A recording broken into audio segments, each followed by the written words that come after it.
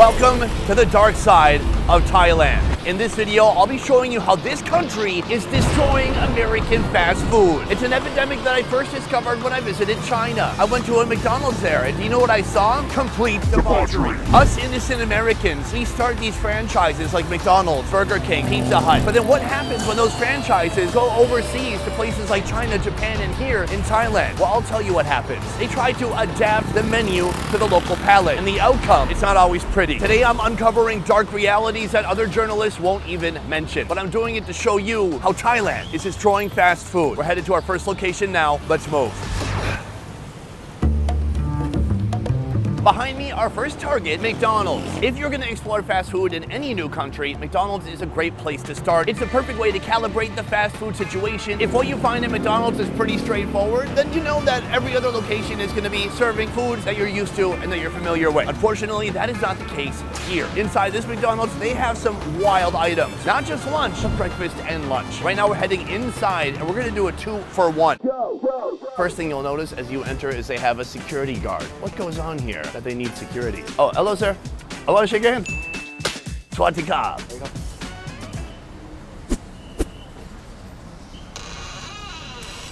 Thank you.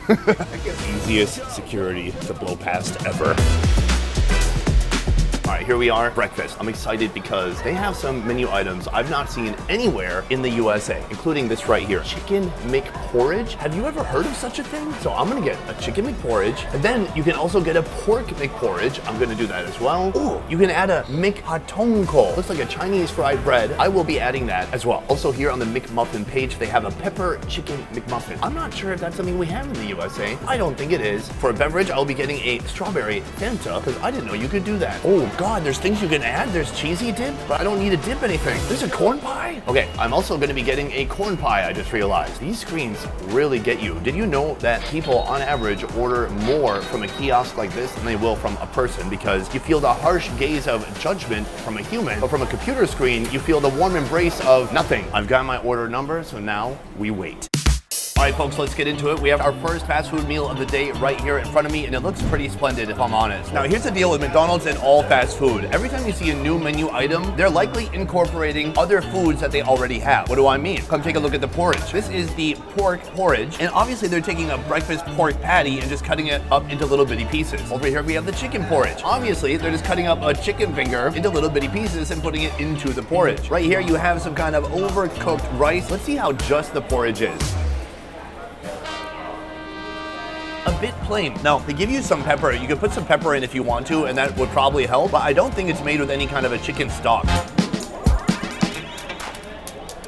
I don't hate that. Peppery, obviously. Chicken is crispy. It's good fried chicken. I gotta say, the porridge is a little flat. It lacks some flavor. It'd be nice if they made it with something like a chicken stock or something fatty. If I came here to this McDonald's, this would not be my first choice. But hey, maybe the pork will be better. But first, right here, a miniature fried bread. This is something that you'll find in China, in Taiwan, in Hong Kong, and in Vietnam. In Vietnamese, they call it huay. Usually it's about this long. Look, the shrinkflation is killing us, guys. It's brutal. So I'm gonna break that in half. It's basically just fried bread. Who doesn't love fried bread? You could also put it in the porridge and eat it with that. Let's give it a shot.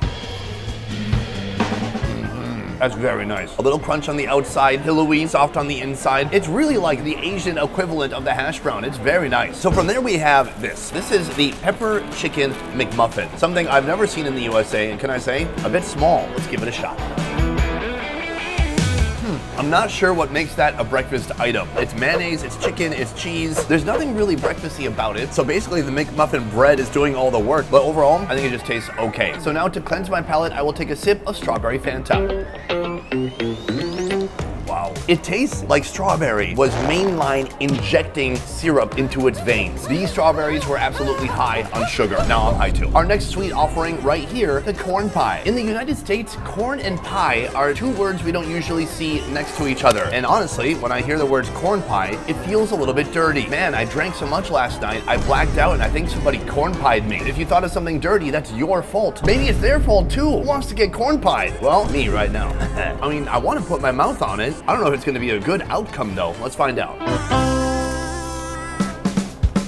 Wow, I kind of like it. God, Asians will put corn in anything. When I lived in Korea, it was very commonplace for them to put corn on pizza. Here, also corn. It's that same flaky crust you would get with any type of pie at a McDonald's, whether it's filled with apples or filled with beans like they do in China. Meanwhile, the inside is just like a sweet cream corn. I kind of like it. I'm coming out as saying I enjoy getting corn pie. Moving on to our last food right here. This is the pork porridge. I fear it will be like the chicken, but let's give it a shot. Better, but it's the same porridge. There's not really anything to it, but those patties are nice. I don't mind them dicing up these patties like I'm a 2-year-old eating McDonald's for the first time. It's fun. So that is breakfast, but literally in 7 minutes, I'm gonna go back up to that kiosk and I'm gonna order lunch. Trust me, you're gonna wanna stick around to see what they're serving for lunch here at McDonald's in Thailand. It's a disaster. All right, folks, I'm ready for round 2. This is my favorite part of the day. Walking up to the menu, and I have no idea what surprises lie ahead. Truffle pork burger? Truffle beef burger? Already blown away. I'm sorry, what? Then they have a chicken cheeseburger. Isn't that just a McChicken? Why is it a cheeseburger? Filet-O-fish, double Filet-O-fish, samurai pork burger. That looks, might I say, Japanese? I should get that. So that's it for the burger section, but what about chicken? This is what I'm looking for. Chicken kaprao rice value set. Now, kaprao is like this very iconic traditional food of Thailand. It's usually fried basil, some kind of a minced meat, garlic, chilies. It's actually like the same food that Mark serves at his restaurant here in Bangkok. But this is gonna be the McDonald's version of it. So I'm definitely gonna be getting that. Beyond that, if you go to fries and snacks, they have curly fries, spicy McNuggets, and even more of that fried bread. So I'm gonna finish my order here and I will meet you at the table. Lunch is served. Right here I have 4 menu items I've never tried before and a Coke Zero to balance it all out. Let's start with this. This is the samurai burger. It turns out this originated in Japan and it is available at the McDonald's there. When I think Japanese burger, I think way too much teriyaki. Oh my God, that is a sauce apocalypse. So a ton of teriyaki and mayonnaise, lettuce kind of strewn in there like a fun joke, and then what is probably a pork patty. Let's go for it.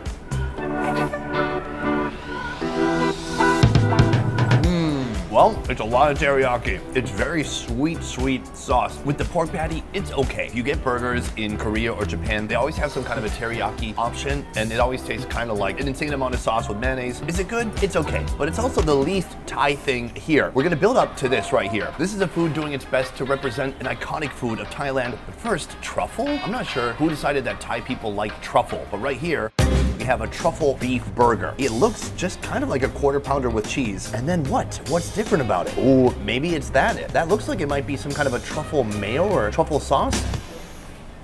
It's very truffly. Now, when you get truffle at a fast food restaurant, it's not real truffle. It's synthetic truffle made with chemicals. I like the taste of chemical truffle oil more than actual truffles because it's stronger, it's more potent. Let's go for it. I got that. The truffle mayo, it passes the test. It's creamy, it's truffly. It is basically a quarter pounder with cheese, but now with truffle. I also got this, I'm not sure why, but it's another version of the truffle experience, this time with a double pork patty. As far as I know, we don't have anything like this in the USA with pork patties. Let's go for it. There's a lot going on there. The patties are nice, they're flavorful, they're porky, and there's 2 of them. So it's twice as much meat in your mouth, just something my camera guy loves. Right, Thomas? Remember that horse when you ate that horse part? Yes. Imagine it's just braised beef. Delicious. Double the meat, double the fun. Here we're moving on to our most iconic Thai food, the kaprak. This looks nothing like what this dish would usually look like. This is a version of kaprak that I ate at Mark Wien's restaurant. It has minced pork, they put a duck egg on top, it's got rice on the bottom, and it's got sauce. This does have chicken, but chicken what? Is that a chicken testicle? It's some kind of a chicken ball. Let's try it out. It tastes like a fried ball, but it's been put in this sauce, so the fried part of the ball is soggy now. But this sauce is very impressive. I'm gonna move this over to the rice. Ooh, that looks good. Let's give it a shot.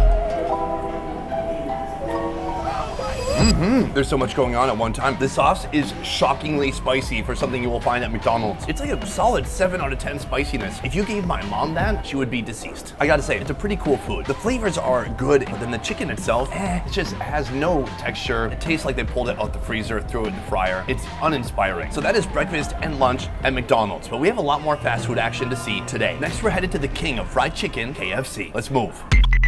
2 great things happened in 1984. I was born and KFC came to Thailand. Let me say more. Since 1984, KFC has become one of the most popular fast food chains in Thailand with hundreds of outlets across the country. The brand has adapted its menu to cater to Thai tastes, offering items such as spicy fried chicken. Spicy fried chicken like this. But the unique items at this KFC are not just limited to this. Let's go inside and order up some fresh Thai chicken. So here we go. We've got the kiosk right here. A lot of it is familiar to what you might see at any American KFC. We've got just good old fried chicken, and then of course they're gonna have a lot of spicy fried chicken options. But today what I'm interested in is a special rice chicken combination. There's two right here that I've never tried before. Come and take a look. We have KFC spicy chicken rice bowl and KFC green curry crispy chicken rice. That is what I'm gonna be ordering today. They also have nuggets, they have crispy strips, and they have a shrimp donut. I've had a lot of donuts in my day. I've never had a shrimp donut. Let's order it up and try it out at the table. All right, folks, KFC, let's get into it. There's only 3 items here. There's not as extensive a menu. It's just chicken, except for this, which is shrimp. Now, here's what's throwing me off. This is what they're calling a shrimp donut. Unusual. If they called it a shrimp ring, if they called it shrimp amari, that doesn't work either. Yeah, I guess they're stuck. What the heck do you call something like this? I mean, they've taken shrimp, they threw it into a mulcher, and then they coat it with flour and they fry it. It seems like it could be kind of a shrimp bagel. Let's give it a shot. I don't hate it. It's fried, it's crispy, it's shrimpy goodness. What's kind of amazing is the best part of shrimp is probably the bounciness of that protein, and they've captured that texture here. Cleanse the palate with a little bit of Diet Coke. I mean regular Pepsi. Ugh. And move on to the next course over here. Now, I'm gonna work my way up to this one. That is the very spicy chicken. This here is the green curry chicken with rice. So they have fried pieces of chicken, they have a rice base, and then they've covered everything with that green curry sauce. The first thing I wanna do, just go for that bite right there. The green curry that's completely saturated that rice. All right, let's give it a shot. Lovely. It's creamy, it's rich. I taste notes of lemongrass. I really like that. Now we gotta try it with the chicken, because that is the ultimate test. Oh, look at that bite. Fried chicken, rice on the bottom, and all of it is just drenched in that creamy curry sauce. Let's go for it.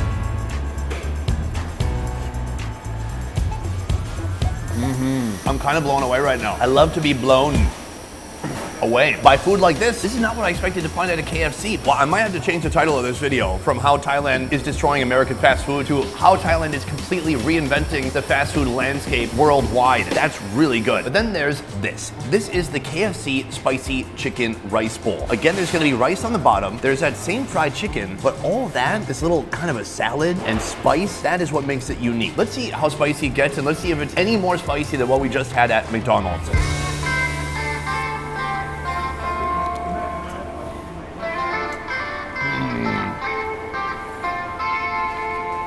Did they make it right? It's such a weird flavor combination. It's salt, it's chili flakes, it's toasted rice powder, and then it's a bunch of sour vegetables. Let me try one more bite. Why is it so sour? It's not great. It is spicy, but not as spicy as what we just had at McDonald's. McDonald's was like a 7 out of 10. It's like a 6 out of 10. Still, would it make my mom deceased? Yes. Straight to the grave. Sorry, Mom. So these are the unique Thai offerings here at KFC, but we have a lot more to see today because we are also going to another famous burger establishment. And then today we're going to be ending the day with a restaurant that has one of my favorite foods. I'm talking about Pizza Hut. Let's keep moving.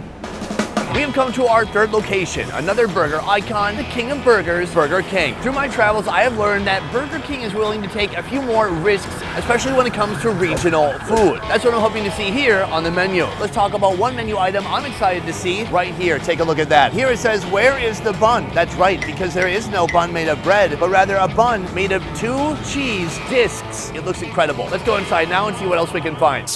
Here you will see they have the Tom Yum series. Tom Yum might remind you of a Thai soup. In fact, Tom means boiled, and Yum is a sweet and sour spice. Now, there's nothing here that looks like soup. Instead, they're using the Tom Yum flavors and applying that to things like chicken. Let's go see how it's done.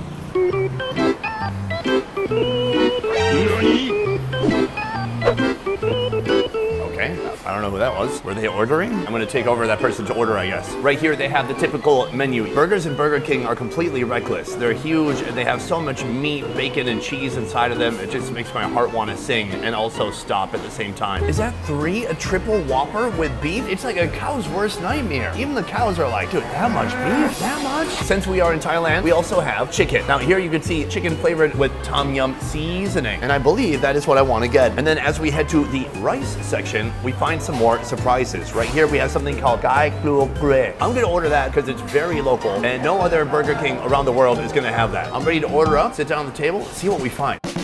All right, folks, Burger King done the Thai way. We have chicken done in 2 different ways, and then we have this. This is what I'm most looking forward to, the bunless burger. But we're gonna wait for that. First, let's try one of the chicken offerings. The Tom Yum, it looks very messy. So I'm gonna save that one for last. First, we have this right here, a food known as, excuse me, ma'am, do you know what that is? ไก่คั่วเกลือ What's that? It's like deep fried chicken with salt. And then they have a sauce on the side. Do you know what the sauce on the side might be? It's gel sauce. It's like a little bit spicy, sour, and sweet. Well, that's all Thai food. Spicy, sour, and sweet. Thank you, random stranger. So there's a couple things going on with this dish. We have the fried chicken. We have that spicy, sweet, sour sauce on the side. And then we have a rice that has been labeled as sticky rice. Is that supposed to be sticky rice? I'm gonna say that's just normal jasmine rice. It doesn't seem like sticky rice at all. Tragic. I love sticky rice. Here's my big question. They have named this something Thai, but is it just gonna be like some normal fried chicken? Let's find out.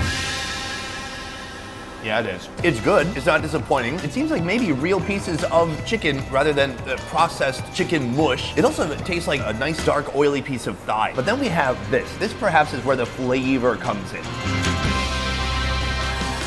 It's sweet, smoky. It's got a nice, deep savoriness to it. It's kind of like a jazzed up barbecue sauce. Not bad. Cleanse the palate and move on to the next food. This might win the trophy for the day, a bunless burger. But wait, Sonny, how is it possible to have a burger with no bun? Well, you replace the bread with blocks of cheese. So right there, you could see the burger patty inside, just ketchup. I know what you're thinking. Wait, this cheeseburger has no cheese. No, that's the best part. I'm gonna do an epic cheese pull and we'll see what happens.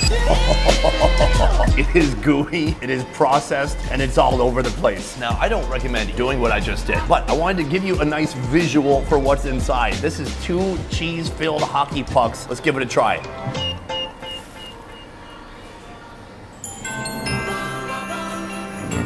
It's keto. It might be paleo. It's basically health food. It's a type of thing I would expect to find in the USA and not here in Thailand. Southeast Asia is not known for loving cheese. I don't think most folks in Southeast Asia were exposed to cheese until like 2 decades ago. Meanwhile, you have a burger whose buns consist only of cheese. It's really nice. So that is the bunless burger. Do I like it? Are you kidding me? I love it. I'm in love. From here, we have one food remaining. Tom Yum in the form of chicken. Now, what's mysterious about this is that there's no soup involved. I'm used to Tom Yum being like a seafood soup. Right here, it looks like I've got perhaps a thigh. It's just absolutely coated in this powder. Let's give it a shot. There's a ton of flavor dust on there. It's like getting a unique flavor of popcorn. Instead of cheddar popcorn, it's Tom Yum seasoning, which is very herby. I smell lemongrass. It's a refreshing flavor. It's something that pairs nicely with like heavy fried chicken. I like the idea. The seasoning is a bit overpowering though. For me, I prefer foods that are a little bit more subtle, like a burger wrapped in 2 hockey pucks of cheese. So that is what's unique here at Burger King in Thailand. This place did not disappoint. Somehow, we're getting better and getting more interesting food items as we move throughout the day. But we have one place remaining. That is Pizza Hut. Pizza is like the weak spot for all of Asia. When they recreate it, it always turns out a little bit off. Last time I was in China, they put a cheese volcano in the middle of a pizza surrounded by an Oreo cookie crumble. When I was in Vietnam, they put worms on a pizza. So what are they gonna do here in Thailand? Let's go find out. Here there is a pizza known as Hokkaido cheese. Now, Hokkaido is a region in Japan. I'm not sure if they're known for cheese or not. It's a great word for branding. If you put Hokkaido in front of most things, it will be more expensive. So I'm gonna be ordering the seafood and Hokkaido cheese pizza, but for the crust on that one, I'm gonna be getting shrimp cooked into the crust. That's the plan at least. How's it gonna turn out? Let's find out. Our final meal has arrived, and take a look at this seafood masterpiece. First, on this side, this is the Hokkaido pizza. Now, what I like about this pizza is that it has shrimp tails sticking out of it. It looks insane. Each piece has 2 bites of shrimp wrapped in dough. I'm gonna pick up this slice. This is awesome. We got Hokkaido cheese, potentially some scallops, and then that insane stuffed crust. Let's go for it. Cheesy. It's a moderately thin crust, but not crunchy or crackery. Is that seafood or not? That's what I can't figure out. I'm gonna eat one of these scallop-looking things alone to see if it truly is a scallop. I have no idea. Hey, Kanda, what are these, you think? It's the cheese candy. Cheese candy? I was way off. It's not a scallop at all. I'm told it's cheese candy. It does taste slightly like cheese. It's not sweet. Moving on. Right here we have the crust. I'm gonna break this one in half, revealing only the shrimp. But I do want to pinch off the tail, so I don't want to eat a hard shell. Let's give it a shot. I like it. There is some toasty cheese on the outside. Like when you get a Subway sandwich and you choose the bread that has like the already baked cheese on top, it's like that. But what happens when you open this up? Ooh, there's one layer, almost like a croissant. This inner part is much more doughy, and then all that's revealed is a single shrimp inside. It's a good shrimp, I gotta say. It's genius. 100 IQ, not me, but whoever invented this. Moving on, we're gonna have another seafood experience right here, but something a little bit different. Now, inside, it is like somebody threw a grenade into the Marianas Trench. It is like every different type of seafood exploded and got put onto the pizza right here. First of all, crab legs. But is it from a real crab? No, it's from a cheap fish and then it's flavored like crab. It's my favorite kind of crab. My dad used to buy this with food stamps when I was a kid. EBT. Beyond that, we have little shrimpies here, we have calamari, and so much more. What I'm gonna do now is peel off one of these slices. I thought maybe I did a bad thing by ordering 2 different seafood pizzas. No, I did the exact right thing. Let's start in the front and work our way to the insane crust. We'll talk about that soon. But first, it's time for a bite of the ocean. Wow, briny. That's a lot to handle in there. There might also be mussels in there too. I suspect there's other seafood that I cannot identify. Overall, the seafood intensity is turned up to 11 here. It's kind of a lot to handle. But if the seafood gets to be too much, you can always count on this right here. The crust. It should be horizontal, and they turned it vertical. This is a crust stuffed with bacon and cheese. I mean, take a look at that. Fluffy dough, cheesy cheese, bacony bacon. Sonny, do you do bad reviews on purpose? Hey, shh, let's try it out.